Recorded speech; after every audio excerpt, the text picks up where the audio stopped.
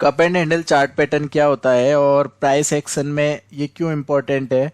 तो गाइज आपको ये पूरा समझने को मिलेगा, सीखने को मिलेगा। आपको इसकी डेप्थ एनालिसिस मैं यहाँ पे करके बताऊंगा। आपको समझना है, सीखना है, प्रैक्टिस करना है। आप अच्छे से इसको समझ लेंगे, सीख लेंगे और प्रैक्टिस कर लेंगे तो आप ना कहीं आपकी रिस्क को रिड्यूस कर पाएंगे, आपकी पोजीशंस को प्रोटेक्ट कर पाएंगे और आप एक अच्छा मुनाफा कमा सकते हैं। अगर आपको प्रॉफिट कमाना है तो गाइज आपको सीखना और समझना और प्रैक्टिस करना जरूरी है।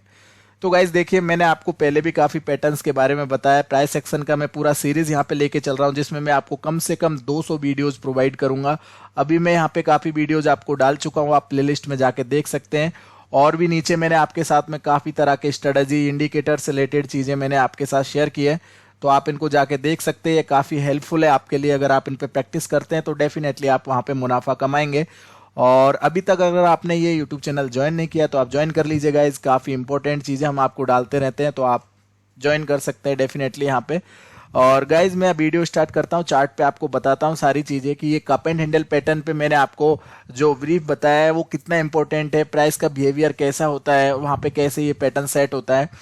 तो ये लेटेस्ट चार्ट है बैंक निफ्टी का, ठीक है। ये बैंक निफ्टी अक्टूबर फ्यूचर का लेटेस्ट चार्ट है और यहाँ पे मैंने 5 मिनट का टाइम फ्रेम ले रखा है। बात कर लेते हैं एक बार टाइम फ्रेम्स की कि हम कौन कौन से टाइम फ्रेम पे इसको यूज कर सकते हैं। तो गाइज देखिए, टाइम फ्रेम चाहे कोई भी हो, चाहे 1 मिनट का टाइम फ्रेम हो, चाहे 1 महीने का टाइम फ्रेम हो, चाहे 15 मिनट का टाइम फ्रेम हो, वहां पे डिपेंड ये नहीं करता है कि आप कौन से टाइम फ्रेम पे यूज करते हो। मैटर ये करता है कि आप इस पैटर्न को किस तरह से समझ पा रहे हो, कैसे इसकी प्राइस के बिहेवियर को समझ पा रहे हो और कितना डिस्टेंस आपको मिल रहा है इस पैटर्न को बनने में। मतलब कि ये जो पैटर्न का यहाँ पे बन रहा है, जैसे कि सपोज मैं यहाँ पे आपको बता रहा हूँ, तो यहाँ पे देखिए एक राउंडिंग, एक प्राइस का यहाँ पे बिहेवियर सेट हुआ, मतलब प्राइस ने एक राउंडिंग बॉटम बनाया।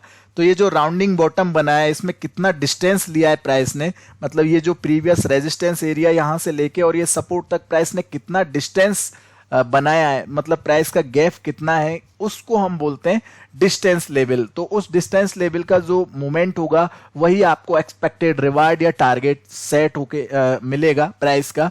तो ये टाइम फ्रेम जो है ना, चाहे 1 मिनट पे बनेगा तो वहां पे जितना प्राइस का रेंज होगा उस रेंज के अकॉर्डिंग ही मूवमेंट मिलेगा। चाहे ये 15 मिनट का टाइम फ्रेम होगा, तो टाइम फ्रेम यहाँ पे मैटर नहीं करता है। मैटर करता है आपको जो पैटर्न देखने को मिल रहा है वो पैटर्न कितना डिस्टेंस में देखने को मिल रहा है, प्राइस का डिस्टेंस कितना है वहां पे। तो ये भी आपको समझना है, ठीक है। अब टाइम फ्रेम यहाँ पे क्लियर हो गया, टाइम फ्रेम का कोई इशू नहीं है इसमें, ये टाइम फ्रेम के अकॉर्डिंग नहीं है, ये प्राइस के बिहेवियर पे अकॉर्डिंग है। तो प्राइस के बिहेवियर को आपको समझना पड़ेगा। प्राइस का एक्शन मतलब यही है कि प्राइस के बिहेवियर को समझो, प्राइस क्या एक्शन दिखा रही है। तो गाइज यहाँ पे ये मैंने जो पहले से बना रखा है ये चीजें मैं दोबारा से आपको बताता हूँ, अभी डिलीट कर देता हूँ इनको।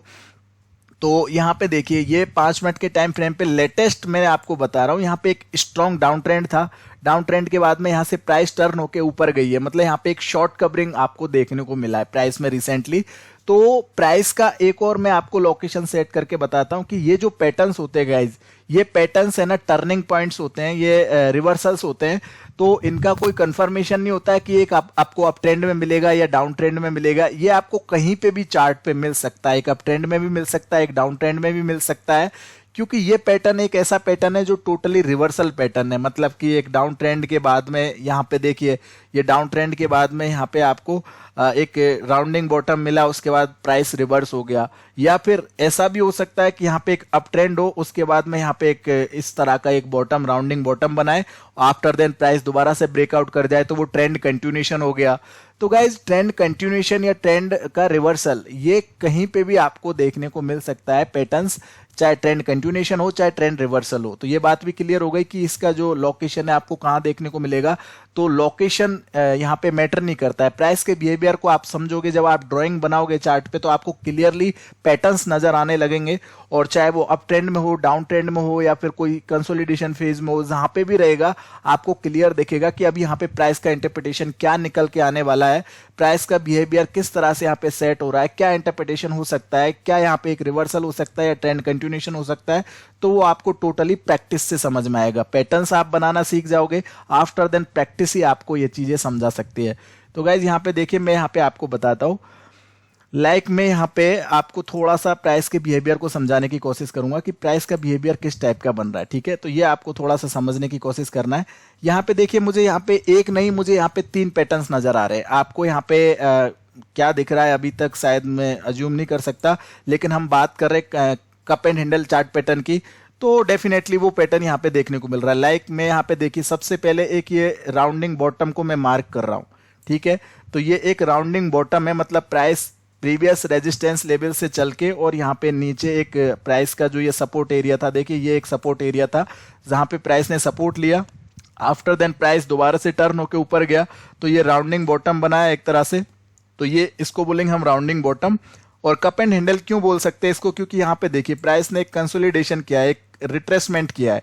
तो ये जो रिट्रेसमेंट हुआ है ना, इसका अगर लुक देखा जाए टोटली, अगर इसको पैटर्न को यहाँ पे देखा जाए तो एक तरह से ये कप की तरह दिख रहा है, मतलब ये टोटल एक राउंडिंग बॉटम कप हो गया। और ये जो कंसोलिडेशन या रिट्रेसमेंट हुआ है इसको हम हैंडल बोल सकते हैं, तो इसलिए हम इसको कप एंड हैंडल पैटर्न बोलते हैं। और यहाँ पे देखिए ये जो हैंडल बनाया है इसने, यहाँ पे एक इसका ब्रेकआउट पॉइंट है, मतलब कि ये लेवल पे आपको दोबारा से ब्रेकआउट देखने को मिला है। यहाँ पे देखेंगे ये आपका रिट्रेसमेंट का ब्रेकआउट लेवल है, ब्रेकआउट कैंडल है। तो यहाँ पे देखिए जब दोबारा से आपको ब्रेकआउट देखने को मिला तो ये री ब्रेकआउट है, और ये ट्रेंड कंटिन्यूशन भी हो सकता है, क्योंकि प्रीवियस जो रेजिस्टेंस एरिया था उसको प्राइस ने यहाँ पे एक बार प्रीवियस प्राइस लेवल को ब्रेक किया, ब्रेक करने के बाद में रिट्रेसमेंट किया, रिट्रेसमेंट के बाद में जब री ब्रेकआउट कर रहा है, मतलब प्राइस दोबारा से अपना कंसोलिडेशन रेंज या रिट्रेसमेंट रेंज को ब्रेक करके ऊपर जा रहा है, इट मीन्स कि this is a trend continuation. तो यहाँ पे ट्रेंड कंटिन्यूशन हो रहा है, उसके बाद प्राइस ऊपर तक गया। तो यहाँ पे अब देखिए इसको हम कप एंड हैंडल पैटर्न भी बोल सकते हैं। यहाँ पे और भी मुझे पैटर्न नजर आ रहा है, मैं आपको दिखाता हूँ। देखिए प्रैक्टिस से सारी चीजें आपको दिखने लगेंगी, अगर प्रैक्टिस नहीं करोगे तो समझ में नहीं आएगा चीजें को।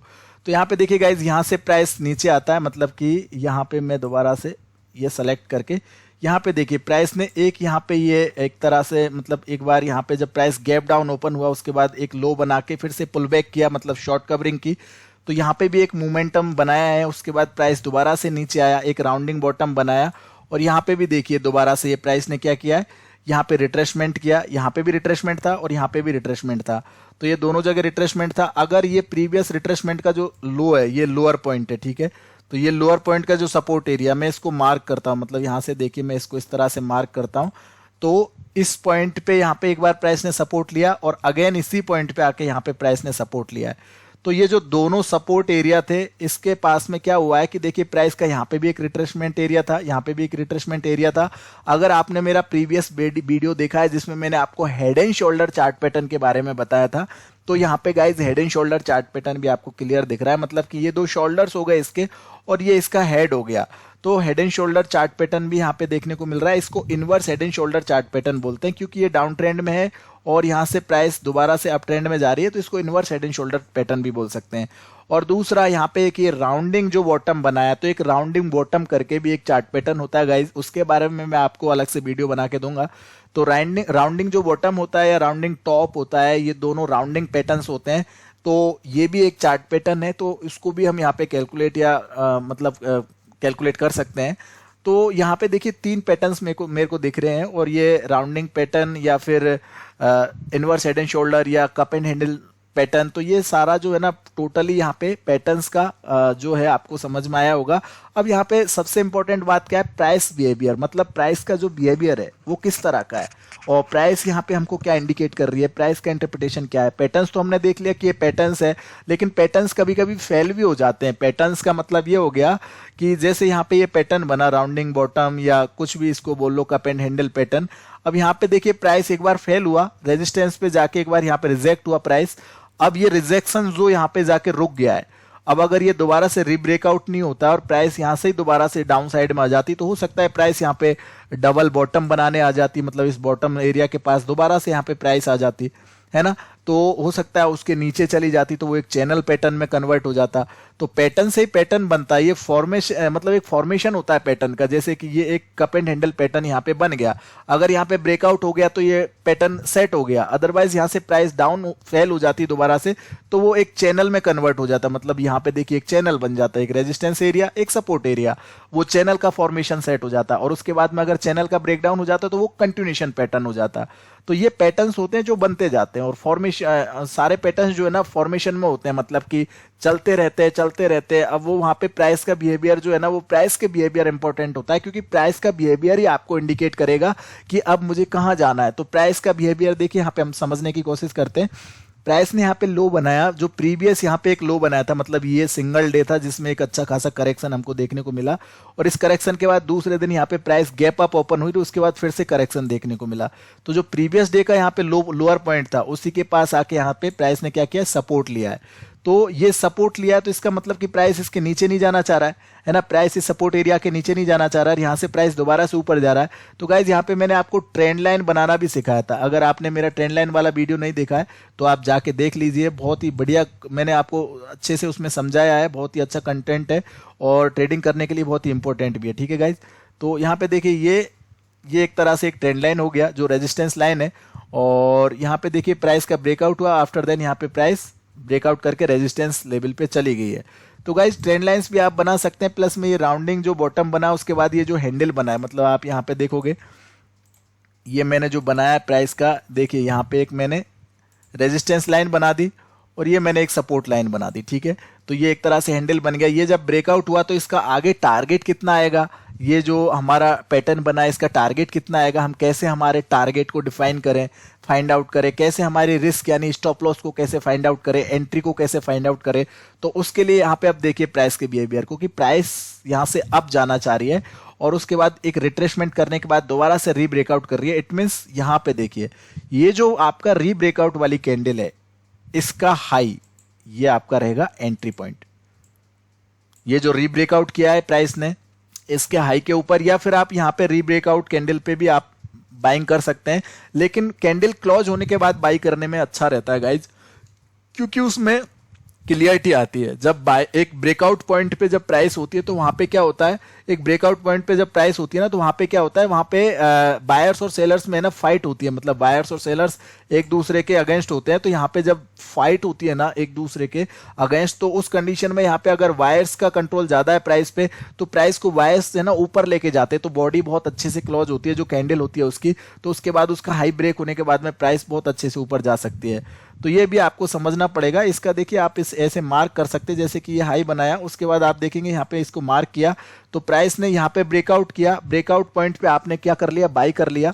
और स्टॉप लॉस कहाँ रखना है, तो स्टॉप लॉस जो आपका हैंडल है, मतलब ये जो प्राइस का रिट्रेसमेंट हुआ है, जो करेक्शन हुआ है प्राइस का, या आफ्टर राउंडिंग रेजिस्टेंस लाइन को क्रॉस करने के बाद में यहाँ पे जब रिट्रेसमेंट किया है तो रिट्रेसमेंट का जो लोअर पॉइंट है, मतलब कि एक लोअर पॉइंट रहेगा, जैसे कि यहाँ पे आप इस कैंडल में देखोगे ये लो बनाया है, तो ये लोअर पॉइंट आपका रहेगा स्टॉप लॉस, इसके मतलब थोड़ा सा नीचे, जैसे कि ये इतना बड़ा स्टॉक है तो इसमें आप 1-2 पॉइंट नीचे रख सकते हो, या अगर कोई 500 की स्क्रिप्ट है या 1000 रुपए की स्क्रिप्ट है तो उसमें 50 पैसे 20 पैसे या 1 रुपए दूर आप स्टॉप लॉस रख सकते हो।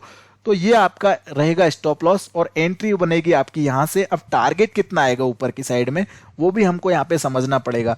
तो गाइज यहाँ पे देखिए जो राउंडिंग बॉटम बनाया है प्राइस ने, जो राउंडिंग यहाँ पे एक टर्निंग पॉइंट लिया है, पूरी प्राइस ने एक टर्न लिया है, तो ये जो रेजिस्टेंस था यहाँ से लेके और ये रेजिस्टेंस एरिया से लेके और आपका जो ये मतलब लोअर पॉइंट है, मतलब कि आपका ये जो सपोर्ट लाइन है, ठीक है, ये जो सपोर्ट लाइन है जहां पे प्राइस ने सपोर्ट लिया, जहां पे रेजिस्टेंस ले रही थी प्राइस, यहां से लेके यहां तक जो प्राइस का डिस्टेंस है, मतलब कि प्राइस में यहां से लेके यहां तक कितनी रेंज है ये टोटल, तो ये रेंज आपको कैलकुलेट करनी पड़ेगी।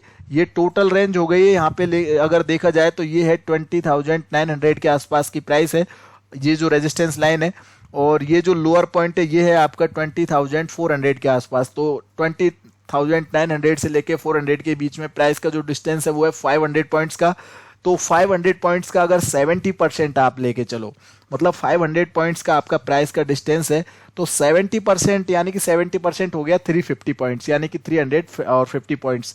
तो 350 पॉइंट्स का आपको टारगेट्स यहाँ पे डेफिनेटली देखने को मिलेगा। 70% हमेशा हर पैटर्न में अचीव होता है, लेकिन पैटर्न्स जब बनते हैं ना तो वहां पे ये भी प्रोबेबिलिटी देखी जाती है कि एक स्ट्रॉन्ग डाउन ट्रेंड के बाद में अगर यहाँ पे प्राइस रिवर्स हो रही है तो एक पुलबैक थोड़ा तेजी से आ सकता है, क्योंकि यहाँ पे एक ट्रेंडिंग ट्रेंड था, मतलब एक बहुत ही अच्छा ट्रेंडिंग ट्रेंड था, उसके बाद में एक पैटर्न सेट हुआ और वो पैटर्न अगर यहाँ पे कंटिन्यूएशन बनाता जा रहा है तो उस कंडीशन में यहाँ पे प्रोबेबिलिटी हाई रहती है कि प्राइस ऊपर जाए। तो आपको उस कंडीशन में अगर ओवर अचीव्ड करना है, मतलब कि आपको ज्यादा बड़ा टारगेट अचीव करना है, तो उस कंडीशन में आपको क्या करना पड़ेगा, आपके स्टॉप लॉस को ट्रायल करना पड़ेगा।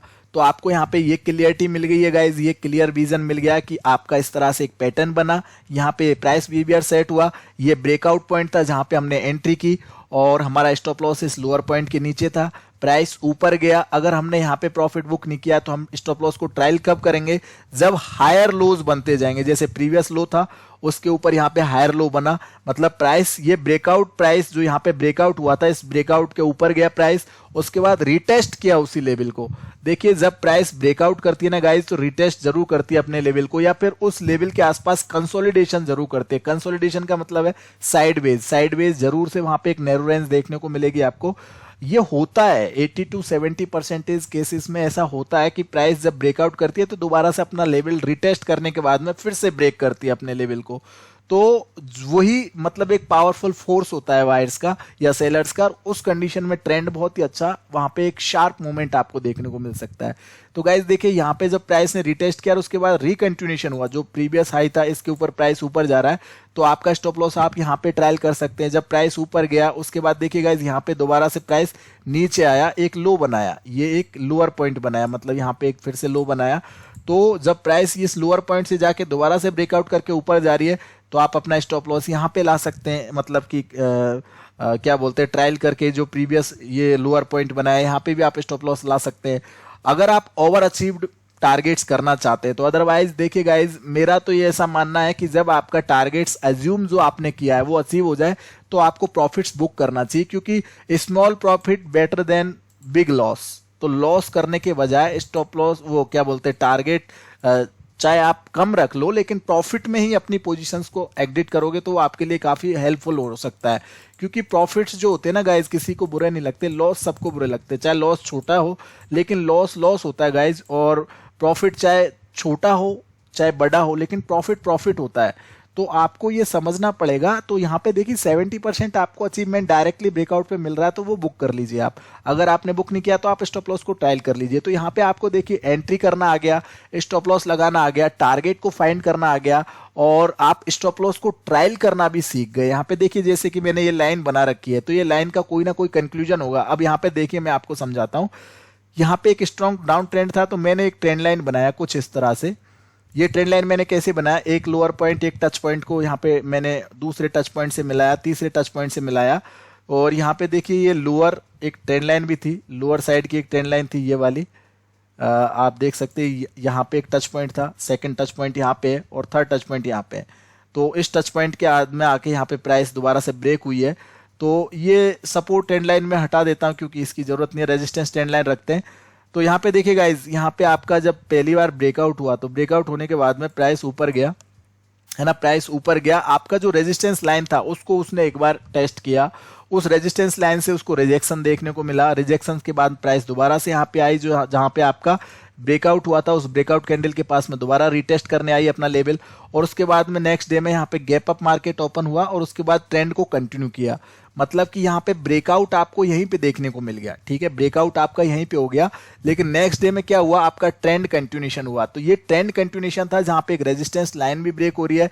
ट्रेंड लाइन के बारे में मैंने आपको वीडियो बना के दिया, आप देख सकते हैं, और यहाँ पे ये एक तरह का पैटर्न भी आपका ब्रेकआउट हो रहा है। तो आगे चल के जब प्राइस ऊपर जा रही है तो यहाँ पे देखिए गाइस जब एक ट्रेंड में जाती है प्राइस तो वो हायर लोज और हायर हाइज बनाते हुए जाती है, या लोअर लोज और लोअर हाइज बनाते हुए जाती है। तो यहाँ पे आप देखोगे कि प्राइस ने एक लो ये बनाया, उसके बाद दूसरा लो ये बनाया, तीसरा लो ये बनाया, फिर से एक हायर लो बनाया। तो ये सारे हायर लोज है, ये हायर हाइज है। प्राइस कहीं ना कहीं यहाँ पे अब एक रेजिस्टेंस एरिया पे आ चुकी है। देखिए प्राइस एक रेंज में फंसी हुई है। तो अब प्राइस अगर ये डाउन साइड की जो ट्रेंड लाइन है इसको ब्रेक करती है तो नीचे आ सकती है, अदरवाइज अभी तक ये अपना अप ट्रेंड में चल रही है तो हायर लोज बनाते हुए ऊपर जाएगी। तो हायर लोज देखिए एक लो बनाया, इसको हम मार्क करते हुए ऊपर ले जा सकते हैं। आगे चल के यहाँ पे देखिए फिर से एक रेजिस्टेंस लाइन आ गई जिसके पास में जाके प्राइस अभी रुक चुकी है। यहाँ पे क्या हो सकता है, प्राइस यहाँ से अब रिवर्स हो सकती है क्योंकि ये एक पुल बैक ट्रेडिंग है, मतलब ये एक शॉर्ट कवरिंग हुई है, एक स्ट्रॉन्ग डाउन ट्रेंड के बाद में एक शॉर्ट कवरिंग हुई है। तो गाइज यहाँ पे क्या होता है कि आपको cup and handle chart pattern के साथ साथ प्राइस के बिहेवियर को भी समझना आ गया होगा कि प्राइस एक्चुअल में चलती कैसे है। और गाइज ये चीज भी आप ध्यान रखना, ये बात आप हमेशा ध्यान रखना कि प्राइस में जब ब्रेकआउट होते हैं ना तो उसके बाद आप क्या करते हैं कि जैसे प्राइस में एंट्री किया, थोड़ा सा अपने पोजीशन कॉस्ट के आसपास आ गया, थोड़ा सा अपोजिट देखने को मिल गया तो आप डर जाते हैं। आप अगर प्रोफेशनल तरीके से चीज़ों को यहाँ पे लेके चलोगे तो गाइज मैं आपको बता दूं कि यहाँ पे सक्सेस रेशो कितनी है इसकी सक्सेस रेशो गाइज करीब करीब 80 to 90% इसकी सक्सेस रेशियो है इस पैटर्न्स की। ऐसे पैटर्न्स की जो प्राइस एक्शन पैटर्न होते हैं इसमें क्लियर विजन होता है, और इसमें देखिए आपका जो रिस्क है वो भी आपको पता होता है, और आपका जो रिवार्ड है वो भी आपको एक्सपेक्टेड पता होता है। तो आप जो है ना इसमें इन चीज़ों को देख के काम करेंगे तो आपकी सक्सेस रेशियो डेफिनेटली 80 to 90% रहेगी। कोई भी पैटर्न 100% काम नहीं करता है। स्टॉक मार्केट में 100% नाम का कुछ है ही नहीं। यहाँ पे प्रोबेबिलिटीज होती है गाइज, यहाँ पे सेंटिमेंट्स होते हैं, यहाँ पे प्राइस के बिहेवियर को आपको समझना पड़ेगा और उसके साथ ही आपको चलना पड़ेगा। तो ये एक प्रोबेबिलिटी थी जो ट्रेडिंग की, जहाँ पे हमको एक अप ट्रेंड देखने को मिल सकता था, इसलिए मैंने यहाँ पे आपको एक एंट्री पॉइंट बताया था और उसके बाद अप ट्रेंड आपको देखने को भी मिला। और आगे चल के यहाँ पे देखिए एक बहुत ही शानदार एक सपोर्ट ट्रेंड लाइन है। अगर ये ब्रेक होती है तो 1 और 2 और ये 3 पॉइंट यहाँ पे टच हो गए, तो अब आगे चल के यहाँ पे हाई प्रोबेबिलिटी है कि प्राइस अगर दोबारा से इसको ब्रेक करती है तो गिर सकती है। अदरवाइज फर्स्ट अटेम्प्ट के बाद में सेकंड अटेम्प्ट पे प्राइस दोबारा से बाउंस होती है, लेकिन थर्ड अटेम्प्ट पे जाके प्राइस यहाँ से गिर सकती है। तो अगर अब यहाँ पे ये रेजिस्टेंस लाइन है, इसको प्राइस ब्रेक नहीं करती है, जैसे कि यहाँ पे देखिए रेजिस्टेंस लाइन थी, इसको प्राइस ने ब्रेक नहीं किया, रिजेक्शन मिला, दोबारा से अपने ब्रेकआउट लेवल को रिटेस्ट किया। अगर इस लेवल को रिटेस्ट करने के बाद में दोबारा से डाउन आ जाता तो प्राइस यहाँ पे दोबारा से नीचे गिर जाती, लेकिन यहाँ पे एक पैटर्न बना के प्राइस ऊपर गई है, उसमें बायर्स का फोर्स था, इसलिए प्राइस ने ब्रेकआउट किया। अब यहाँ पे चल के वैसा ही ऐसा देखने को मिलेगा कि ये जो ट्रेंड लाइन है इसको अगर प्राइस ब्रेक नहीं करती है और इस जगह पे थोड़ा सा ब्रेक करके दोबारा से रिजेक्शन आ जाता है तो और ये सपोर्ट ट्रेंड लाइन टूट जाती है, तो उसके बाद फिर से एक डाउन ट्रेंड हमको यहाँ पे देखने को मिल सकता है। देखिए यहाँ पे भी एक ब्रेकआउट पॉइंट था, ये प्रीवियस एक हाई था जहां पे प्राइस ने ब्रेक किया, उसके बाद कंसोलिडेशन किया, आफ्टर देन फिर से कंटिन्यूएशन किया। तो ये सारी चीजें आपको समझनी पड़ेगी। इस लेवल तक वापस आ सकता है अगर प्राइस यहाँ से दोबारा से टूटता है तो ये चीजें आपको समझनी पड़ेगी। प्राइस के बिहेवियर को अगर आप समझोगे तो आपको यहाँ पे समझ में आएगा। और भी मैं आपको बताता हूँ, देखिए निफ्टी का ये चार्ट है, दूसरा चार्ट है ये, तो यहाँ पे भी वही सेम पैटर्न बना था नीचे और अभी भी ये रेजिस्टेंस पॉइंट पे है। यहाँ पे अभी कोई ब्रेकआउट देखने को नहीं मिला है, लेकिन ये एक वी शेप रिकवरी थी। यहाँ पे मैंने रिसेंटली जो आपको वीडियोस बना के दिए, ये गोल्ड का चार्ट है, यहाँ पे वीडियोस बना के दिए थे मैंने आपको, सिमेट्रिकल ट्रायंगल पैटर्न, असेंडिंग और डिसेंडिंग ट्रायंगल पैटर्न। तो यहाँ पे देखिए गाइज, यहाँ पे गोल्ड के चार्ट में क्या हो रहा था, एक मतलब चैनल का चार्ट फॉर्मेशन था, मतलब चैनल चार्ट फॉर्मेशन था कि यहाँ पे देखिए प्राइस एक रेजिस्टेंस एरिया बना रही थी, सपोर्ट एरिया बना रही थी, तो ये पूरा एक चैनल था, मतलब कि एक कंसोलिडेशन एरिया था। लेकिन यहाँ पे आपको देखने को मिलेगा कि प्राइस ने क्या किया, एक नीचे आने के बाद में यहाँ पे देखिए फिर से प्राइस हायर लोज बना रही है, मतलब प्रीवियस लो के ऊपर लो बनाती जा रही है, लेकिन एक रेजिस्टेंस एरिया के पास में यहाँ पे रिजेक्शन देखने को मिल रहा है। तो यहाँ पे जैसे ही ब्रेकआउट हुआ तो यहाँ पे बहुत ही अच्छा खासा आपको एक अप ट्रेंड देखने को मिला। उसके बाद यहाँ पे देखिए ये इसको बोलेंगे हम क्या, असेंडिंग ट्रायंगल पैटर्न, और यहाँ पे देखिए डिसेंडिंग ट्रायंगल पैटर्न बना है कि प्राइस लोअर लोज बना रही है। देखिए लोअर लोज बना रही है, लेकिन यहाँ सॉरी लोअर हाइज बना रही है, यहाँ पे लोअर हाइज बना रही है प्राइस, लेकिन यहाँ पे देखिए एक पार्टिकुलर मतलब प्राइस लेवल पे आके जो हॉरिजॉन्टल लाइन मतलब एक प्राइस लाइन है, जो सपोर्ट ट्रेंड लाइन है, तो सपोर्ट लाइन के आसपास में आके सपोर्ट ले रही है। जैसे इसका ब्रेकडाउन हुआ तो प्राइस ने नीचे की तरफ आपको मूवमेंट दिया, तो ये एक डिसेंडिंग ट्रायंगल पैटर्न बन रहा था। यहाँ पे देखा जाए तो ये ट्रेंड लाइन जो है इसको ब्रेक किया प्राइस ने, दोबारा से प्राइस ऊपर गया। तो प्राइस एक्शन बहुत ही अच्छा पार्ट है, बहुत ही अच्छा कॉन्सेप्ट है। अगर ट्रेडिंग करते हैं आप तो आपको प्राइस एक्शन को समझना पड़ेगा, सीखना पड़ेगा, और इसके बहुत सारे तरीके हैं गाइज। मैंने जितना भी बेसिक कॉन्सेप्ट था आपको समझाया और उम्मीद करता हूँ इसमें भी मैंने आपको काफी अच्छे से समझाया। अगर आपने प्रैक्टिस किया तो आपको यहाँ पे बहुत कुछ सीखने को मिलेगा। बाकी अगर आपको लगता है कि आपको और ज्यादा गहराई में जानना है इसके बारे में और ज्यादा डेप्थ एनालिसिस सीखना है प्राइस एक्शन का, तो आप मुझे कांटेक्ट कर सकते हैं। मेरे व्हाट्सअप नंबर मेरे वीडियो के डिस्क्रिप्शन में मिल जाएगा। मैं आपको और डेप्थ में समझा दूंगा और डेप्थ में मैं इसको सिखा दूंगा। उसके लिए आपको मेरी 8 से 9 मंथ की एक प्रो मेंबरशिप ज्वाइन करनी पड़ेगी। तो गाइज यहाँ पे देखिए मेरा एक टेलीग्राम चैनल है जो फ्री ऑफ कॉस्ट है। इसमें मैं काफ़ी अपडेट्स करता रहता हूँ इंट्राडे का। अगर आप चाहे तो इसको ज्वाइन कर सकते हैं। इसमें काफ़ी हेल्पफुल हो सकता है आपके लिए अगर आप इसको ज्वाइन करते हैं तो। ये आपके ऊपर डिपेंड करता है, मेरा कोई फोर्स नहीं है। आप चाहे तो ज्वाइन कर सकते हैं, आप नहीं चाहे तो नहीं करें, एज योर चॉइस। और गाइज ये मेरा एक एडवांस एक्सेल सीट है जिसमें मेरे पास एडवांस में लेवल होते हैं, मतलब कि कल के लेवल एक दिन पहले होते हैं। जैसे कि कल के लेवल यहाँ पे एक दिन पहले अपडेट हो गए हैं, 29 सितंबर के लेवल यहाँ पे अपडेट हो जाएंगे। तो ये सारी चीज़ें जो है ना आप देख सकते हैं। अगर आपको चाहिए तो आप मेरे से ये परचेज कर सकते हैं, काफ़ी बढ़िया है, हेल्पफुल है। इंट्राडे में लाइव मार्केट में भी इसमें स्टॉक स्कैनर्स लगे हुए हैं। ये इक्विटी हो, कमोडिटी हो, करेंसी हो, सब में काम आता है। सबके लेवल से एक दिन पहले होते हैं। ऑप्शंस हो, ये सारी चीज़ें आपको एक दिन पहले ही मिल जाएगी। तो आप चाहो तो इसको आप देख सकते हो, कोई दिक्कत नहीं है। इससे रिलेटेड मैंने वीडियो भी बना के दिया है, आप वीडियो में भी जाके देख सकते हो, यूट्यूब पे आपको मिल जाएगा। तो यहाँ पे ऑप्शन का भी डाटा है, बहुत सारी चीज़ें जो आप देख सकते हो, जिससे आपको काफ़ी हेल्प हो सकती है ट्रेडिंग करने में। तो उम्मीद करता हूँ गाइज आपको वीडियो पसंद आया होगा। अगर पसंद आया तो प्लीज़ लाइक और कमेंट जरूर करना, मुझे अप्रिशिएट करना। प्लस में आप इसको शेयर जरूर करना, वीडियो को शेयर करोगे तो किसी और को भी मतलब इसमें फ़ायदा होगा और वो भी इसको समझ पाएगा, भाई कोई भी इसको अगर देखता है तो thank you so much guys. फिर से कोई नए कंटेंट के साथ में और नई प्राइस एक्शन वीडियो पे मैं आपको फिर से मिलता हूँ। तब तक के लिए आपका बहुत बहुत शुक्रिया। पैसा बनाते रहिए, खुश रहिए और चीज़ों को सीखते रहिए, प्रैक्टिस करते रहिए। मेहनत करोगे डेफिनेटली आपको अचीवमेंट मिलेगी, डेफिनेटली आपको सक्सेस मिलेगी। तो thank you so much guys.